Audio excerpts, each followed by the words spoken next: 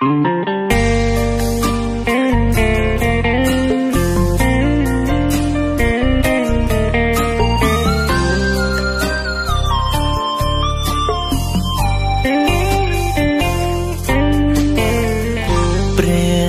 ំលិខិតដឹងទងមនុស្សខំមនុស្សល្អមនុស្សស្មងបដិចឲ្យរីងរៃមនុស្សដូចតែគ្នាអ្នកស្មងរស់នៅដូចខ្សែអ្នកក្បត់វិញគ្មានរឿងអ្វីលោកកៃអង្យុទ្ធទៀងធោដឹងគេមិនល្អក៏នៅភក្តីព្រមអ្វីបែងដួងនិងហាមមិនបានអូនមានអ្នកផ្សេងក៏បងមិនដែលប្រកាន់សុំពេលខលទៅកលយានជួយលើកលេខបងផងថ្លៃអូនក្បែរនឹងណាទើបមិនហ៊ានលើកទូរស័ព្ទត្រឹមមេញសេកតប្រាប់ថាឈប់ខលមកស្រី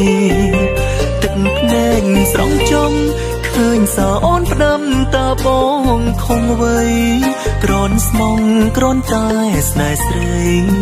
ហើយនៅវ័យឲ្យបងឈឺចាប់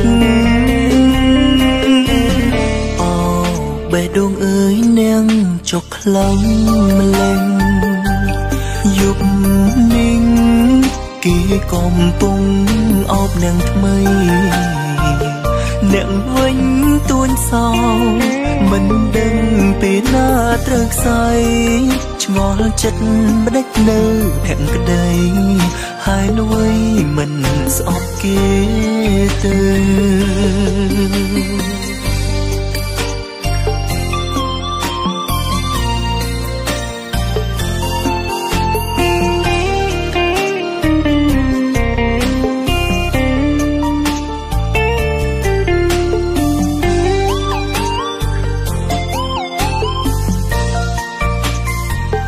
អូនក្បែរនឹងណា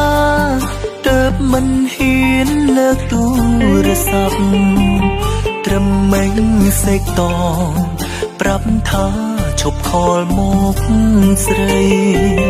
ទឹកភ្នែកស្រង់ចង់ឃើញសាអូនផ្ដាំតាបងខំវ័យ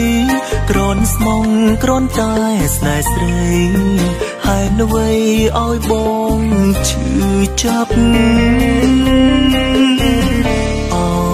បេះដូងអើយនាងចុកខ្លាំងម្លេងយប់នេះគេកំពុងអោបនាងថ្មីអ្នកវិញទួញសោ